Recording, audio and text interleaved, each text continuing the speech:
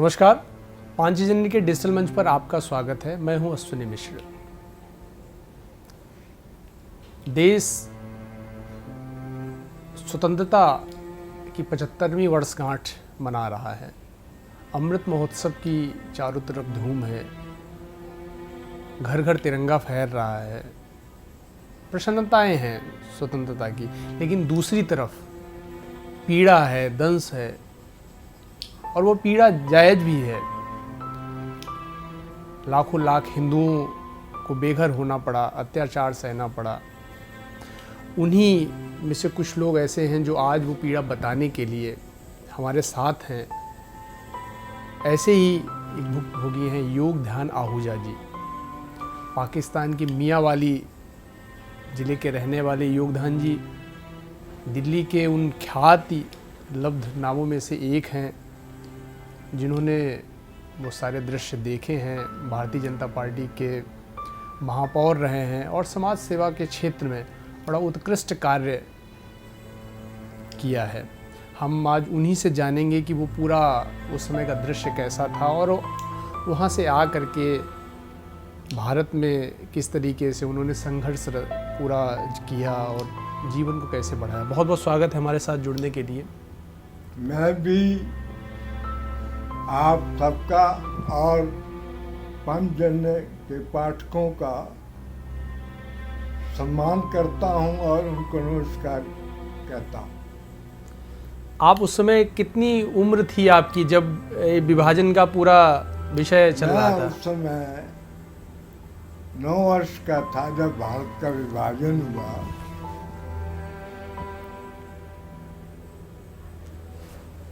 घर में कौन कौन लोग थे आप? भाई कितने थे, बहन कितने थे? 3 भाई थे, 3 बहनें थीं। 3 बहन की शादियां हो चुकी थीं। पिताजी थे और हम बंटवारे से कुछ महीने पहले भारत में आ गए थे, अम्बाला में। लेकिन वहाँ जो जुल्म हुए और जो अत्याचार हमारे परिवारों पर हुए, उसकी पूरी गाथाएं मैंने सुनी है। और मेरे पिताजी और बड़े भाई जब हमारे घर पर ही और पड़ोस में मोर्चा बनाया गया था, हमारे पड़ोस में दोनों तरफ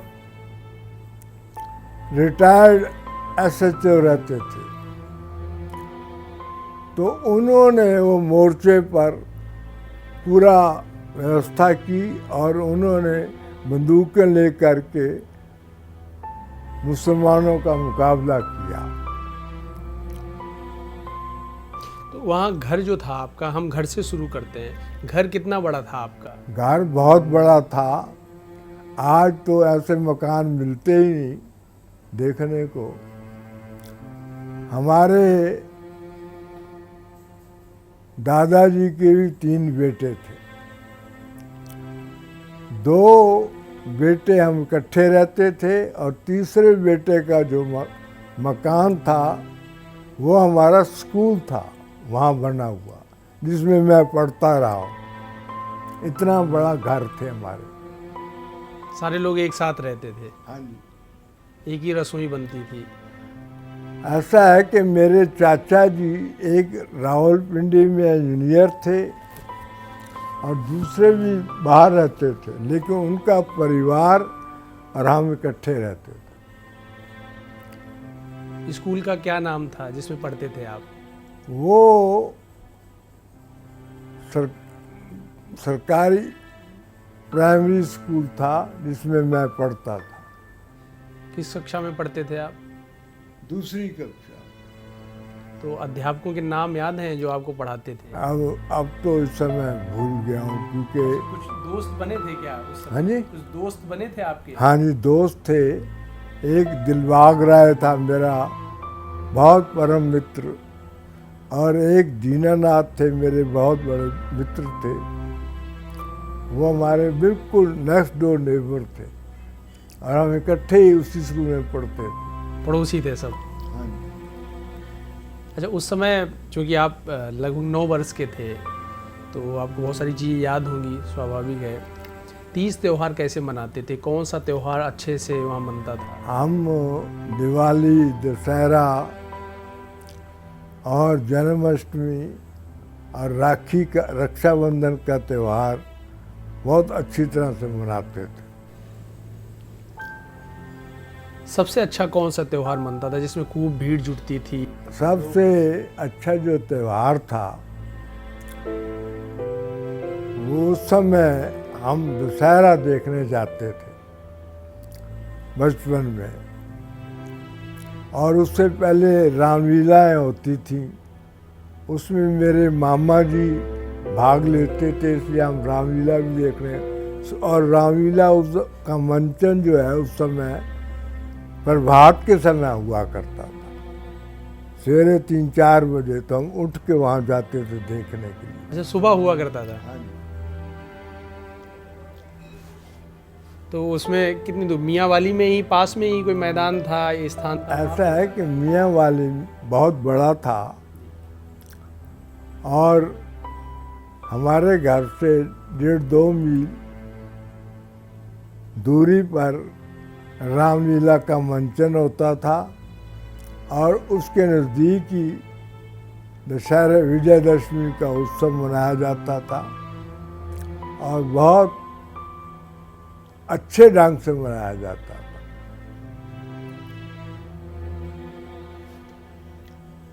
उस जहाँ घर था आपका और वहाँ आसपास मंदिर, गुरुद्वारे? बिल्कुल, हमारे उस समय मंदिर और गुरुद्वारों में कोई भेद की भावना नहीं थी। हमारे घर के बिल्कुल बैक पर ही गुरुद्वारा हमने बनवाया था। पहले मेरे दादाजी बस सिख ना होते उसके अध्यक्ष थे, और उस समय आज की तरह ये नहीं है कि गुरुद्वारों के अध्यक्ष जो हों या मंत्री हों या प्रबंधकारिणी हो, उसमें साझेदारी और केशधारी दोनों प्रबंधकारिणी में होते थे। मतलब उसमें इतना अच्छा माहौल था कि कोई भेद नहीं था? बिल्कुल भेद नहीं था, और हम आज भी भेद नहीं करते। मेरी एक बहन की शादी सिख से हुई थी जो सबसे छोटी थी, और पूरा परिवार वो सरदार थे। और हमारे घर में यहाँ तक है कि मेरा भांजा न्यूयॉर्क में गया इंजीनियरिंग पास करके, तो वो एक केवल फोटो लेके गया, वो गुरु नानक देव जी की। और जब उन्होंने मकान बनाया, ये मेरा भांजा जो था ये हिंदू, मतलब साझेदारी हिंदू परिवार से था, तब भी इन्होंने वहाँ गुरु ग्रंथ साहब का पाठ रखवाया न्यूयॉर्क। माहौल कब से बिगड़ना शुरू हो गया था? ये माहौल पंजाब में तब बिगड़ा जब पंजाबी सूबे की मांग खड़ी की भिंडरवाला और उनके साथियों ने। तब ये माहौल खराब हुआ और पंजाब में 3 महापंजाब सम्मेलन हुए। मैं उन सब सम्मेलनों में मैं पढ़ता था, तब भी मैं उन सम्मेलनों में गया। उस समय मैं राष्ट्रीय स्वयंसेवक संघ का स्वयंसेवक बन चुका था। मैं उस समय अम्बाला शहर ऐसे जैन कॉलेज में पढ़ता था और मैं वहाँ सेकंड ईयर में सेक्रेटरी बना कॉलेज यूनियन का। फोर्थ ईयर में मैं कॉलेज यूनियन का प्रेसिडेंट बना। मियांवाली में कब से माहौल ख़राब हुआ? मियांवाली में ये सन 46 के आखिर में और 47 के शुरू में ये माहौल बिगड़ना शुरू हुआ। कैसे आपको लगना शुरू हुआ कि चीज़ें बिगड़ रही हैं या अलग तरीके से माहौल हो रहा है? ऐसा है कि मुसलमानों ने यहाँ तक सोच रखा था कि जब बंटवारा होगा तो हम उसका घर लूटेंगे, मैं उसका घर लूटूंगा, मैं उसका घर लूटूंगा। यहाँ तक उन्होंने आपस में घरों को भी बांट रखा। और जब बंटवारा हुआ तो हमारे एक क्षेत्र के जो चुने हुए म्यूनिसिपल कमेटी के सदस्य थे, उनके घर जो नौकरी करते थे मुसलमान, उन्होंने ही उनको मारा। नौकरी करने वाले ने ही? हाँ जी। मतलब उस समय स्थिति ये होने शुरू हो गई थी कि पड़ोसी पड़ोसी का दुश्मन हो रहा था, जो नौकरी करते थे वही मार रहे थे।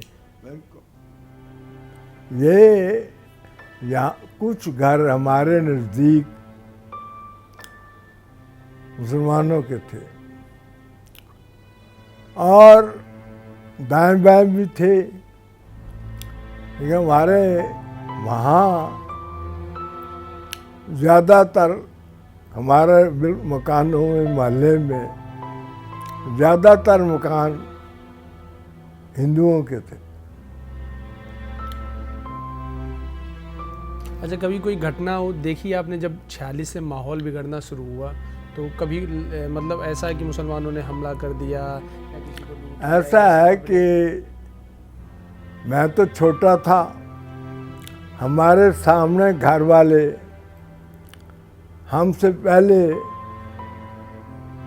अपना घर छोड़ करके भारत में आ गए और उन्होंने जब सामान बांध रहे थे तो मैं भी बिल्कुल सामने वाले घर के पास बिल्कुल अंदर खड़ा था। तो उन्होंने कहा ये भी बांध, ये भी बांध, ये भी बांध। हम वापस शायद ही आए। यहाँ तक उनके मन में भाव बैठ चुका था कि हम यहाँ नहीं रह पाएंगे, क्योंकि यहाँ के हालात यहाँ के मुसलमानों ने खराब कर दिए। जब वो आपने देखा, जब वो सामान बांध रहे थे और बिल्कुल मेरे पर भी बहुत बुरा असर हुआ। मैं ये कल्पना नहीं करता था। फिर हमारे परिवार में हमारी एक विधवा बहन थी, तो वो हमारे पास ही रहती थी। तो उन्होंने कहा कि हमें भी अब यहाँ से निकलना चाहिए। बहन ने कहा? हाँ जी। तो वहाँ से हम दो भाई छोटे थे, एक भाई बड़ा था। बड़ा भाई पिताजी के साथ रह गया और मेरी बहन के दो बच्चे थे और दो हम भाई वहाँ से निकलकर अम्बाला आ गए। मियांवाली से? हाँ। पिताजी भी साथ आए थे?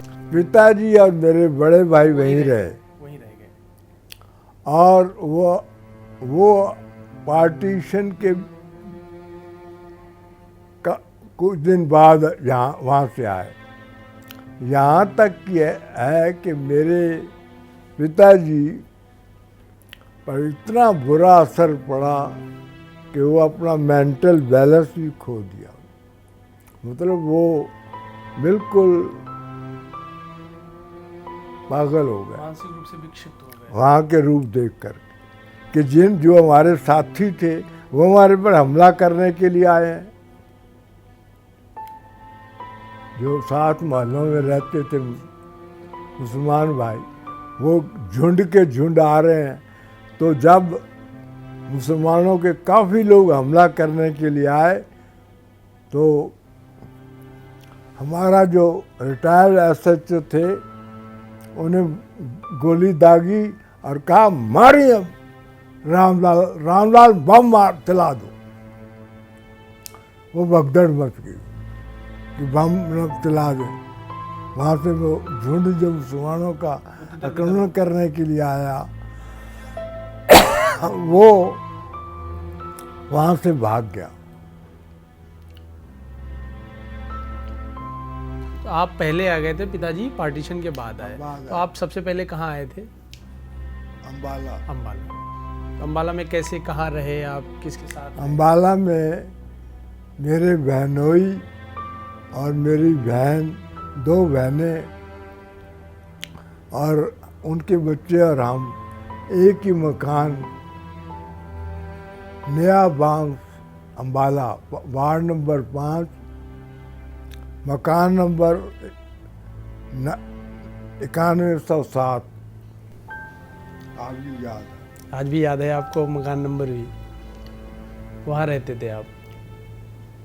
तो कैसे मतलब वहाँ बहनोई के साथ रहते थे? तो आपने वो उस दौरान बहुत सारे लोग आ रहे होंगे वहाँ? बहुत लोग आ रहे थे और हमारे शहर के लोगों को पता था कि हम यहाँ हैं। वो हमारे पास आए, हमने अपने मोहल्ले में ही उनको बसाया। मुसलमान, वो जो मोहल्ला था वो भी मुसलमानों का था, वो भी यहाँ खाली करके चले गए थे। हम उन मकानों में घुस गए। उसमें स्थितियाँ कैसी थीं? मतलब जब आप यहाँ अम्बाला आ गए तो चूँकि विभाजन का पूरा दौर चल रहा था, कैसा माहौल कैसा था, कैसा महसूस कर? ऐसा है कि लोग बड़े टेंस थे। पाकिस्तान में उनकी आय बहुत अच्छी थी, लेकिन यहाँ आकर के उनके वो साधन नहीं थे। यहाँ तक के लोग कुछ तो पैसा भी लाए थे निकाल के, और सोना जो लाए थे वो सोना बेच बेच कर गुजारा करते रहे शुरू में। फिर धीरे धीरे सारे सेटल होते गए और उनको कुछ लोग ऐसे भी थे जो सरकारी नौकरी करते थे। जैसे मेरे बहनोई साहब नौकरी करते थे पंजाब में, उनको यहाँ नौकरी मिल गई। मेरे पिताजी जब आ गए, ठीक हो गए, तो उनको भी साल में नौकरी मिल गई। तो पिताजी भी अम्बाला पहले आए थे? पहले वो आए थे जलंधर अपने भाइयों के पास। वहाँ से फिर हम जब लेने जा रहे थे उनको, तो 2 दिन राजपुरा से हम आगे नहीं जा सके जलंधर जाने के लिए, क्योंकि वहाँ से कटी हुई ट्रेनें, हिंदुओं की कटी हुई ट्रेनें जा रही थी। वो दृश्य मैंने, भयंकर दृश्य मैंने अपनी आंखों से देखा, जो कई दिन तक उसका इतना असर हुआ कि हम रात को सो नहीं पाते। पिताजी जब वहाँ से आए होंगे तो आपको बहुत सारी चीज़ें बताई होंगी कि ऐसा हो रहा है? हाँ, उन्होंने ही बताया सारा, और भाई ने बताया कि हालात बड़े भयंकर हो गए थे, बड़े ख़राब हो गए थे। और हमारे जो दोस्त मित्र थे वही हमारे पर हमला करने के लिए। अच्छा, आप वहाँ अम्बाला से फिर कैसे आपकी यात्रा चलती रही? अम्बाला में मैं तीसरी में जैन स्कूल में तीसरी कक्षा में दाखिला लिया, और मैंने ऐसे जैन स्कूल से 10वीं पास की। फिर मैं एफए और बीए ऐसे जैन कॉलेज अम्बाला सिटी से पास किया। और फिर मैं सोहनलाल ट्रेनिंग कॉलेज अम्बाला में ही था, उसका मैंने बीएड किया वहाँ से। और मैं पंजाब में संगरूर ज़िला में तहसील प्रचारक रहा। फिर मैं उसके बाद धूरी में रहा, उसके बाद मैं बरनाला में संघ का प्रचारक रहा। और मुझे संघ का आदेश हुआ, आपने मानव माधवराव जी और सोहन सिंह जी का नाम तो सुना होगा, तो उन्होंने मुझे आदेश दिया कि आपने पंजाब में सेटल नहीं होना, आपने दिल्ली आना है और दिल्ली में लॉ करना है। तो मैं आते ही बीएड किया हुआ था, तो यहाँ मैं डीएवी स्कूल गांधीनगर में अध्यापन का कार्य शुरू किया। फिर मैं पहले 6 महीने प्राइमरी स्कूल में रहा अध्यापक। फिर मैं 6 महीने के बाद 6वीं 7वीं 8वीं को पढ़ाने लगा। और 3 साल बाद मैं पोस्ट ग्रेजुएट टीचर बन गया। मैं 11वीं 12वीं और 10वीं को पढ़ाने लगा। और मैं संघ का काम यहाँ करता रहा। फिर 67 में जब चुनाव हुए तो मुझे 2 कारपोरेशन की और 1 महानगर परिषद की सीट पर चुनाव प्रमुख बनाया गया।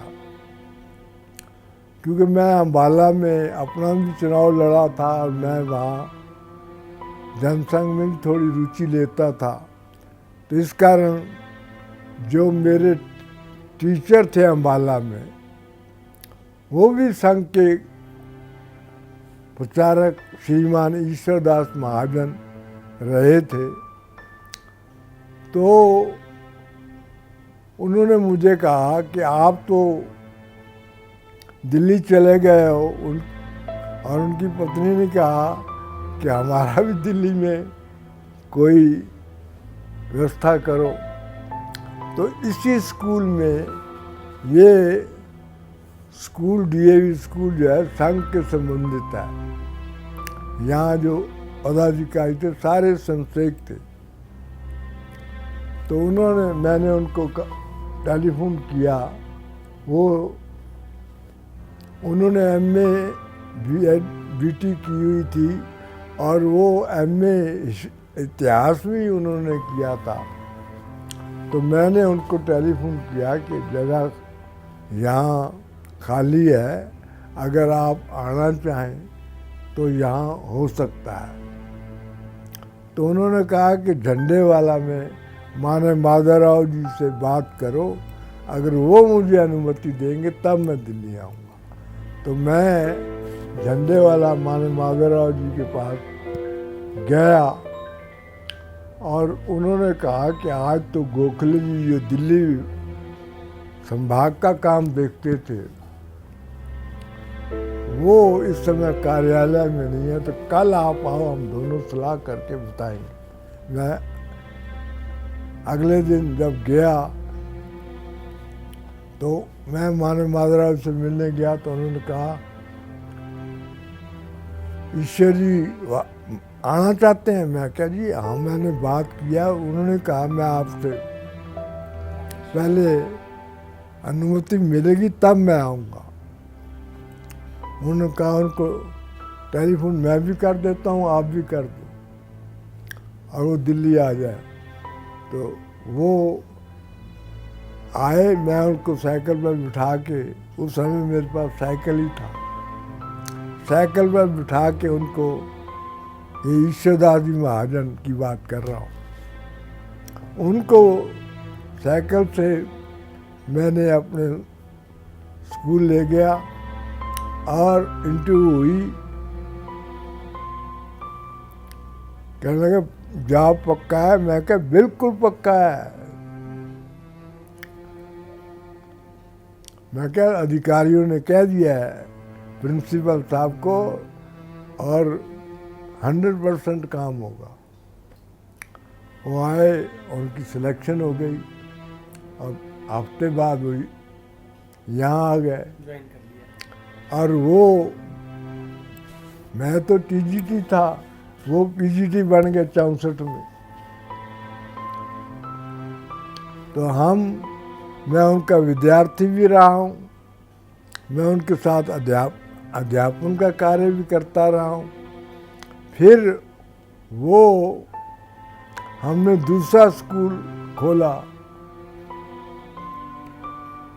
दूसरे स्थान पर, उसी के नज़दीक, तो उसमें वो प्रिंसिपल बन गए। मैं उनके अंडर पोस्ट ग्रेजुएट टीचर रहा। फिर वो जनसंघ के उनको मंत्री बना दिया, मुझे जनसंघ के में मैं भी जनसंघ में आ गया। और वो कॉरपोरेशन का चुनाव 71 में लड़े और उनको स्टैंडिंग कमेटी का चेयरमैन बनाया गया। और फिर हम इमरजेंसी में, उन्होंने तो सत्याग्रह, दिल्ली में सबसे पहला सत्याग्रह जो हुआ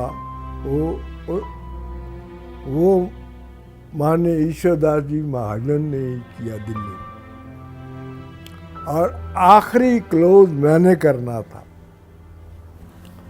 तो जब मेरे साथ 17 लोग इकट्ठे हो गए इमरजेंसी में, तो मैं इमरजेंसी में काफ़ी समय तक अंडरग्राउंड संघ की योजना से काम करता रहा। और उस समय पहले मेरे पास जमुना पार का काम था, फिर चांदनी चौक का दे दिया। तो मैं 45-50 हज़ार रुपया महीना इकट्ठा करता हूँ, किसी से 100, किसी से 200, किसी से 500, ऐसे ले करके आते थे और मैं संघ के अधिकारियों को राशि दे देता था, वो वितरण करते थे। क्योंकि मेरा ये सोच थी कि एक ही आदमी पैसे इकट्ठे करे और वही डिस्ट्रीब्यूट करे, ये व्यवस्था नहीं अच्छी रहेगी। पहले 3 महीने में, 4 महीने में ही करता रहा, क्योंकि उतने लोग, मैं तो पहले दिन से ही एक्टिव हो गया। और मैं जब इमरजेंसी लगी तो ओटीसी लगा हुआ था रोहतक में, मैं वहाँ इमरजेंसी लगी तो मैं रोहतक था। और रोहतक में मैं मानव माधवराव से मिला, और उसके बाद मेरी भांजी वहाँ रहती थी, उसके पति भी प्रचारक रहे थे, मेरे अच्छे मित्र भी थे, रिश्ता भी मैंने ही करवाया था। और वो भी प्रचारक रहे थे, और वो ट्रिब्यून के सीनियर कॉरेस्पॉन्डेंट थे, श्याम खोसला, आपने नाम सुना होगा। तो उनके भी वारंट निकल गए, तो हम दोनों दिल्ली आ गए। और दिल्ली में मैं, क्योंकि मैं ईश्वर जी के मकान के 2 मकान छोड़ के तीसरे मकान में मैं किराएदार था, वो भी किराएदार थे। तो मैंने उनकी पत्नी से बात की, कहते मतलब मैं उनको टेलीफोन को आएगा तो मैं उनको बता दूँ। और फिर मुझे पता चला कि उनको कैसे मिला जाए। मैं मिला तो उन्होंने कहा कि कल से जो ज़िला स्तर के अधिकारी हैं, हम उस समय शुरू में हम सवेरे 6 बजे 5:30 बजे सुबह किसी पार्क में मिलते थे, क्योंकि अभी सारी व्यवस्थाएं नहीं हुई थी कि लोग डरते ही बहुत ज़्यादा थे। फिर पार्कों में हम सवेरे पहुंच जाते थे और बस 20-25 मिनट की मीटिंग होती थी और फिर बिखर जाते थे। ऐसा माहौल था। ऐसा माहौल था और हम काम संभालने लगे। फिर मैंने भी अपना घर छोड़ दिया, ईश्वर जी ने तो पहले ही छोड़ दिया था। तो इस तरह से लगातार चलते रहे। तो मेरे साथ 17 लोगों ने सत्याग्रह करना था। उसमें प्रमुख जो कार्यकर्ता मेरे साथ सत्याग्रह करने वाले थे, वो 2 बार पहले भी अंदर हो आए थे। आप महापौर किस सन में बने थे? एक मिनट ये बता दूं सिर्फ। तो मेरे पास संदेश उस समय जब इमरजेंसी में माननीय विश्वनाथ जी प्रमुख प्रचारक थे, वो भी अंडरग्राउंड थे, लेकिन हम मिलते थे आपस में हफ्ते में 15 दिन में। तो धनराज जी जब पकड़े गए तो सारी दिल्ली का काम मुझे दे दिया गया। अब सत्याग्रह के दिन उनका संदेशा आया और उन्होंने मुझे, जहाँ हमने सत्याग्रह के लिए इकट्ठा होना था, उनको पता था, वहाँ एक कार्यकर्ता को भेजा। उन्होंने कहा कि माननीय विश्वनाथ जी आपको बुला रहे हैं। मैं गया, उन्होंने कहा सत्याग्रह नहीं करना। मैंने कहा क्यों? मैं तो तिलक लगा लिया है और सारे लोगों में मेरे साथ 16 और भी हैं। कह रहे वो भी ना जाए, अंदर जाओगे तो संख्या एक बढ़ जाएगी ना। ये जो आप पैसा इकट्ठा करते हैं और जो लोग जेलों में बंद हैं उनके परिवारों की सहायता होती है, तो वो सहायता कैसे जाएगी? कौन इकट्ठे करेगा? आपको संगठन का आदेश है कि आप अंदर मत जाइए। तो मैंने वही पालन किया और मेरे पे भी अरेस्ट पर मेरे पर भी वो लगा हुआ था जो एमरजेंसी में लगता था ना, मिसा। आई वॉज मिसा वांटेड और प्राइज भी रखा हुआ था। लेकिन ईश्वर की कृपा से मैं अपने इलाके जमुना पार में भी हर दूसरे तीसरे दिन 5-6 घंटे स्कूटर पे ही घूमता था। अपना स्कूटर किसी और को दे दिया था और का स्कूटर मेरे पास। इस तरह हम काम करते रहे और लोगों ने बहुत हमारी सहायता की और हम जो संगठन ने मुझे आदेश दिए मैं उनका पालन करता रहा और मैं आज भी करता हूं और आगे भी जब तक सांस है मैं संगठन के आदेश के मुताबिक चलता रहूँगा। महापौर आप कब बने थे? महापौर ऐसा है कि पहली बार मैं महानगर परिषद का ईश्वर दास महाजन जी और मैं जमुना पार से और भी लोग लड़े तो हम महानगर परिषद के सदस्य बने और 80 में महानगर परिषद भंग कर दी। फिर 83 में कारपोरेशन का चुनाव मैं लड़ा किशन नगर से और मैं जीत गया। तो मैं 83 से 90 तक मेंबर रहा। 7 साल हमारी मेजॉरिटी नहीं थी, कांग्रेस ही कारपोरेशन का हर साल बढ़ाते चले गए और मैं डैसू का डिप्टी चेयरमैन बना। उसके बाद मुझे 93 में मुझे एमएलए का टिकट मेरा घोषणा भी हो गई, लेकिन फिर बदल गया। तो मैं यहाँ प्रीत विहार से कॉरपोरेशन का चुनाव 1997 में लड़ा और मैं जीत गया यहाँ से। और मुझे पहले दिल्ली जल और माल समिति थी, ये कॉरपोरेशन के अंडर थी। तो मैं दिल्ली कॉरपोरेशन से आखिरी चेयरमैन मैं ही था। उसके बाद जल और माल समिति जो है ये बोर्ड बना दिया गया और ये दिल्ली सरकार के अंतर्गत चला गया। और मैं मार्च 98 में वहाँ से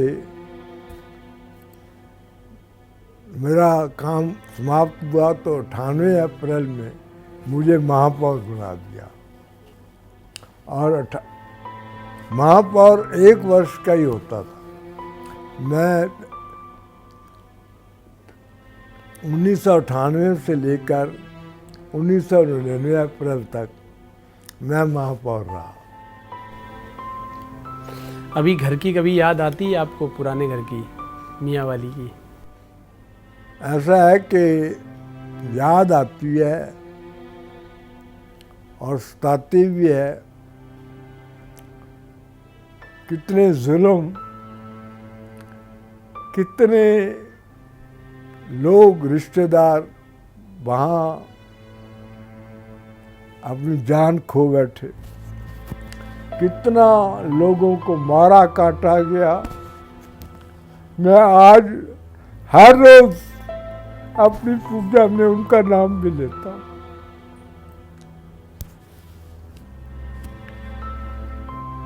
हम भूल नहीं सकते। हमारे साथ आपने योग ध्यान आहूजा जी को सुना, गला रुंधा हुआ है, आंखों से आंसू भी हैं, और वो कहते हैं बार बार कि हम वो दृश्य न भूल सकते हैं, न वो पीड़ा भूल सकते हैं, न वो दंश भूल सकते हैं जो वहाँ के हिंदुओं के साथ